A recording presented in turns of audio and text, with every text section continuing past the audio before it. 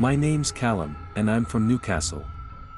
I used to fight, boxed for years, chasing dreams of glory in smoky gyms and bloody rings. But like most working-class lads trying to punch their way out, I needed a job that paid the bills between bouts. That's how I ended up in private security. At first, I thought it would be simple door work. Keep drunks in line, throw the occasional brawler out of a club. But the firm I joined handled all sorts of special clients. Before long, I was guarding everything from government buildings to threatened schools, and once, a church that had been petrol-bombed for sheltering refugees. Weird stuff. Dangerous stuff. But nothing came close to the funeral job. It was October 1994. Cold, gray, wet. Our boss pulled a few of us aside and gave us the brief. We were to secure a private wake at a countryside estate just outside Durham. Sounded straightforward, until he said the name, the Colgrave family. You didn't say that name out loud back then unless you wanted trouble. The Colgraves ran the Northeast, drugs, extortion, protection rackets. Their patriarch, Eddie Colgrave, had just died of a heart attack, and the family expected rivals might try to crash the funeral. Not to mourn. To send a message. We arrived early to the Colgrave estate. Massive, isolated. Iron gates, high hedges, sprawling grounds with statues and fountains. The kind of place where you could scream for help all day and no one would hear you. A maid gave us the tour, pointed out where mourners would gather, and where we'd be expected to keep a presence. We were told, no firearms. But a few of us, myself included, carried blades tucked discreetly into our boots. Just in case. Around noon, the black cars began rolling in. Mercedes. Bentleys. SUVs with tinted glass. Out stepped men in tailored black suits, women in veils and fur coats. Everyone looked like royalty, but with body counts behind their names. You could smell the money. And the danger. For a while, everything ran smooth. There were toasts, tears, whispered prayers. Whiskey and wine flowed. But by mid-afternoon, the grief gave way to celebration. Laughter. Music. The kind of false comfort that comes when people try to convince themselves they're not next. I was stationed near the front garden with another guard when we got the call over the radio. Back fence. There's movement. A pause. Then static. Then a voice yelling, "Shit, they're coming through." We sprinted through the side path around the house, and that's when we saw them. At least a dozen men, all dressed in black, faces covered. One had already smashed through the back fence with a sledgehammer. They poured into the garden like wolves. Bats. Chains. Crowbars. Not here to mourn. They were here to slaughter. We slammed the back doors shut, shouted warnings. Inside, guests screamed and scattered. Someone tried to hold the rear kitchen door, then it shattered inward. Masked men stormed in, swinging, punching, stomping anything that moved. The Colgrave family didn't go down easy. A few of their sons fought back, fists flying, teeth gritted. One attacker took a champagne bottle to the face and collapsed. But most of the Colgrave men were drunk, sloppy.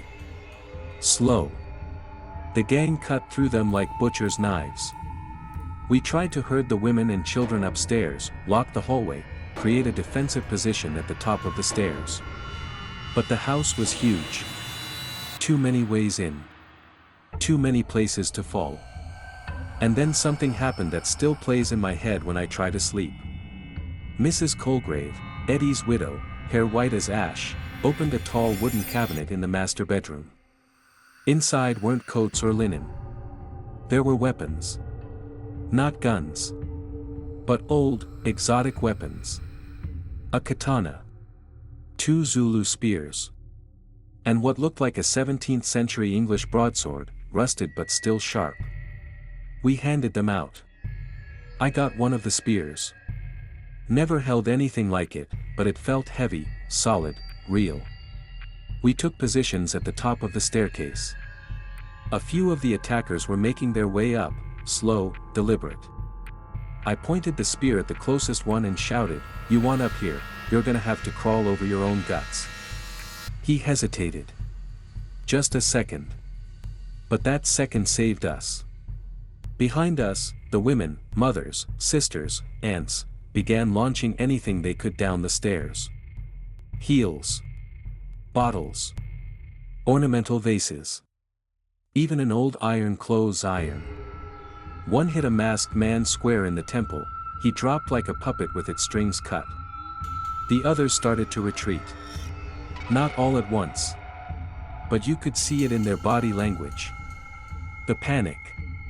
The realization, this wasn't going to be easy. They started pulling back. Dragging their injured. Smashing what they could on the way out, TVs, mirrors, lamps. But they ran. And we held the line. When it was over, the silence was unbearable.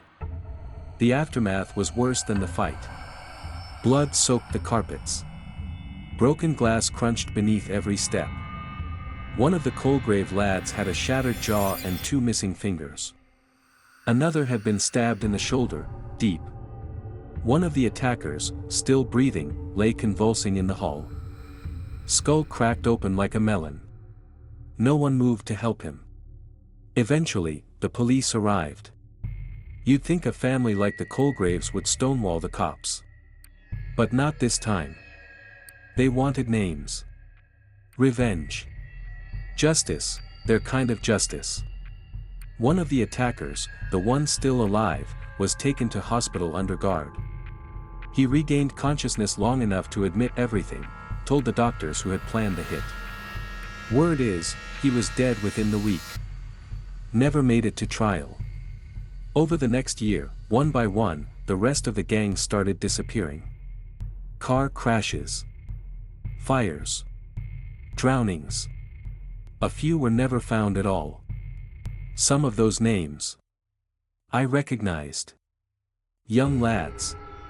Some no older than me. I never forgot. I left the job not long after that. Took work in department store security. Less glam. Less pay. But no sledgehammers. No samurai swords. No dead men in my dreams. I never won a boxing title. Never got the glory I once chased. But I got something better. Peace. And in my line of work, that's the only prize that matters.